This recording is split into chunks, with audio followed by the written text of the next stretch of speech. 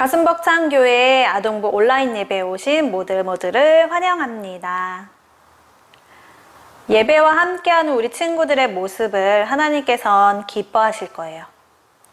오늘도 풍성한 말씀으로, 풍성한 은혜로 가득 채워지는 시간이 되길 바라요. 우리가 다 같이 하고 있던 생각들 다 내려놓고요.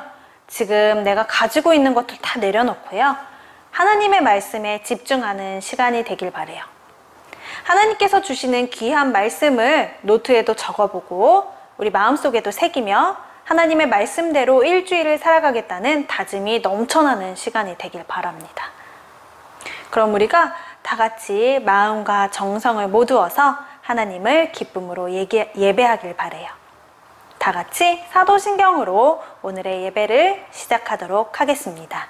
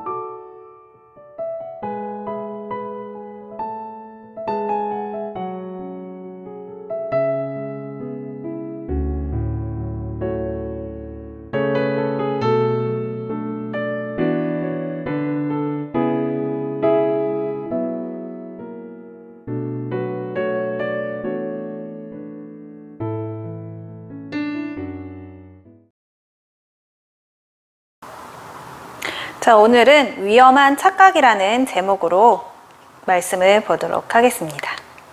자, 여러분에게 과일을 하나 소개를 하려고 해요. 여기 보이는 과일은 아주 특별한 과일입니다. 이 과일의 이름은요, 이름부터 알려줄게요. 이 과일의 이름은 미러클 베리라는 과일이에요.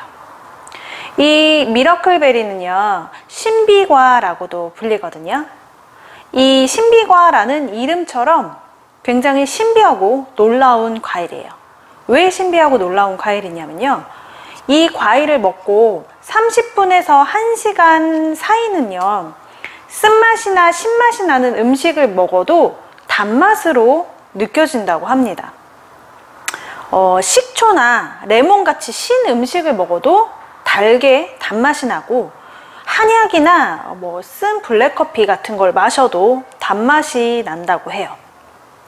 이름 그대로 미러클 베리라는 이름 그대로 굉장히 기적의 과일이라고 할 수 있겠죠. 물론 진짜로 레몬이 오렌지, 새콤한 레몬이 달콤한 오렌지로 바뀌는 것은 아니에요. 이 미러클 베리에는요, 미라클린이라는 성분이 들어있는데, 이 성분이 먹으면서 혀에 묻으면서 신맛과 쓴맛을 단맛으로 느껴지게 하는 거예요. 이건 바로 잠시 동안 우리의 혀에 맛의 착각을 가져오는 거라고 할 수 있어요. 이 과일처럼 너무 신기하잖아요. 이 과일을 먹으면 아무리 쓴 거를 먹어도 단맛이 느껴진다고 해요. 하지만 정말로 단 음식은 아니죠. 맛의 착각을 일으키는 이 미러클 베리처럼요, 우리 삶 속에도요, 위험한 착각에 빠질 때가 있어요. 더기 우리는 하나님의 백성이죠. 하나님의 백성인 우리는요, 굉장히 위험한 착각에 빠질 때가 종종 있어요. 그 착각이 무엇이냐면 바로 하나님을 떠나서도 잘 살 수 있을 거라는 착각입니다. 여러분, 세상 사람들은 돈이 많거나 공부를 잘하거나 친구들이 옆에 있으면 굉장히 잘 살 수 있을 거라고 생각해요. 그리고 앞으로도 더 잘 지낼 수 있을 거라는 생각을 하거든요.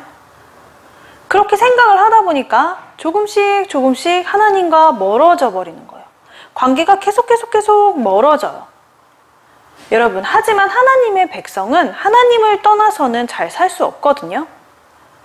한마디로 우리가 하나님을 떠나서 잘 살 수 있을 거라고 생각하는 건 바로 착각인 거예요. 이런 착각을 굉장히 경계를 해야 해요.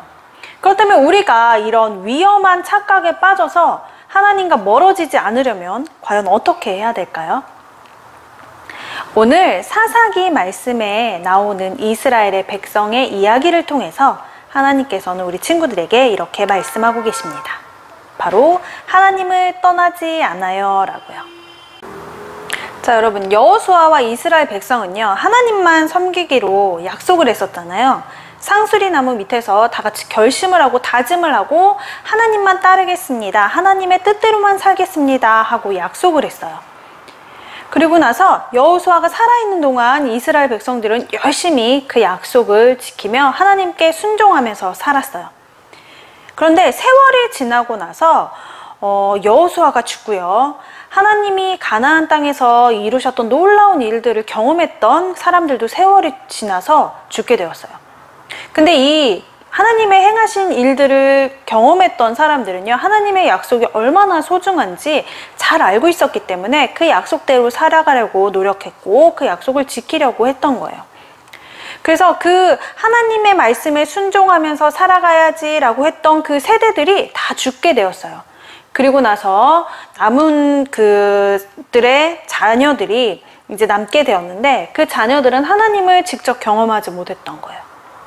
그리고 하나님이 행하신 일들을 모르는 사람들도 있었어요. 그래서 하나님만 섬기겠다는 하나님과의 약속을 그들은 소중하게 여기지 않았어요. 그래서 그들은 어떻게 됐을까요? 하나님의 약속이 소중하지 않았기 때문에 하나님의 약속이 매일매일 생각나거나 하나님의 말씀대로 살아가야지 하는 다짐도 없어진 거예요. 그런데 이들이 살고 있었던 가나안 땅에는요, 아직 다른 민족들이 살고 있었거든요. 이스라엘 백성이 아닌 다른 민족들이 아직 가나안 땅에 있단 말이에요. 근데 그 다른 민족들은 하나님을 전혀 알지 못해요. 그래서 하나님의 약속 같은 거는 생각도 하지 않고 예수님 하나님과의 약속이 중요하다고도 생각하지 않았어요. 그랬기 때문에 자기들 마음대로 살았어요. 자기들이 하고 싶은 대로 살았어요. 죄도 많이 지었어요. 하지만 그 죄가 나쁘다는 것조차도 모르면서 살았던 거예요. 그리고 하나님이 아닌 다른 신들, 우상을 섬기며 살았어요. 그들은요, 자신들이 섬기는 우상이 농사도 잘 짓게 해주고 부자도 될 수 있게 해주고 풍요롭게 살 수 있게 해주고 잘 살 수 있을 거라고 믿었기 때문에 그 우상들을 숭배하면서 살았던 거예요. 그런데 이렇게 하나님을 모르는 다른 민족들이 이렇게 살아가는 모습을 이스라엘 백성들이 봤거든요. 보니까 너무 좋아 보이는 거야. 농사도 잘 짓는 것 같고 부자도 되는 것 같고 너무 평안하게 잘 사는 것 같은 거예요, 그들의 모습이. 그래서 그들의 모습이 좋아 보였어요. 그들처럼 하고 싶었어요. 그들처럼 즐기면서 살고 싶었어요. 그러면 그들처럼 풍요로운 삶을 살 수 있을 거라는 착각을 한 거예요. 그래서 결국은 이스라엘 백성들은요, 그들처럼 살고 싶은 마음에 가나안의 우상을 섬기게 되었습니다. 여러분, 하나님만 섬기겠다는 다짐을 한 이스라엘 백성들이거든요. 근데 그 이스라엘 백성들이 하나님만 섬기겠다는 다짐을 잊어버리고 다른 우상을 섬기기 시작한 거예요. 자신들을 구원하신 하나님을 떠나서요, 거짓 신을 섬기는 심각한 죄에 빠졌어요. 그런데 이거보다 더 중요한 건, 더 문제가 되는 건 이들이 이렇게 살아도 나는 괜찮아, 나는 아무 문제 없어 라는 착각 속에서 산다는 거였어요. 이런 착각 속에서 계속 사는 거예요. 하나님을 잊어버리고 하나님과의 약속을 저버리고 우상을 섬기며 나는 이렇게 살아도 괜찮아 라고 그런 착각 속에서 빠져서 살 때 하나님께서는 이스라엘 백성들을 심판하셨습니다. 주변 나라의, 주변 이웃들의 공격을 받게 했어요. 그래서 그들을 굉장히 괴롭게 하셨어요. 고통스럽게 하셨어요. 다른 나라의 침략을 받으면서 그들이 울부짖으며 너무 고통 속에서 삶을 살게 되었어요. 그들이 그렇게 고통 속에서 울부짖을 때 드디어 그때서야 하나님을 찾게 된 거예요. 하나님 너무 고통스러워요. 저 좀 도와주세요. 제발 우리 좀 살려주세요. 저들이 우리를 너무너무 괴롭혀요. 살 수가 없어요. 그때서야 잊고 있었던 하나님을 찾게 된 거예요. 여러분 어때요? 여지껏 인도해 주시고 구원해 주시고 애굽에서 건져 주시고 그러셨던 하나님을 자기네들이 떠나갔거든요. 나는 저게 더 좋아 보이네. 나는 돈이 더 좋아 보이네. 나는 친구가 더 좋아 보이네 하면서 떠나갔어요. 그리고 자기가 살고 싶은 대로 막 살다가 갑자기 아픔이 온 거야. 그래서 하나님을 그때 찾아요. 어때 보여요? 너무 뻔뻔해 보이지 않나요? 이제서야? 그런 마음이 들었을 거야. 하지만요, 하나님께서는 그들의 목소리를 들으셨어요. 그들이 울부짖는 소리를 들으셨어요. 하나님께 울부짖고 기도하는 그 이스라엘 백성들의 소리를 들으셨어요. 그리고 이스라엘 백성을 고통에서 구원해 주시기로 하셨어요. 그 구원해 주시라고 하는 방법이 바로 사사를 통한 구원이었어요. 그들에게 사사를 세워서 고통 속에서 구원하시기로 하셨어요. 여러분, 여기서 사사가 누구인지 아나요? 이 사사는요, 이스라엘을 구원하기 위해서 하나님께서 특별히 세우신 백성의 지도자를 바로 사사라고 합니다. 이 사사를 통해서 이스라엘 백성들이 고통으로부터 구원받을 수 있도록 하나님께서 해주신 거예요.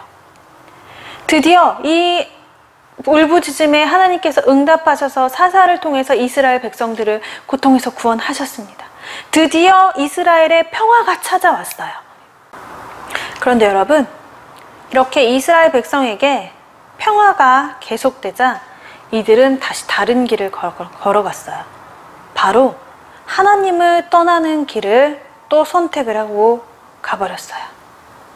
하나님의 약속보다요, 자기들이 먹고 사는 일에만 더 신경을 쓰며 살았어요.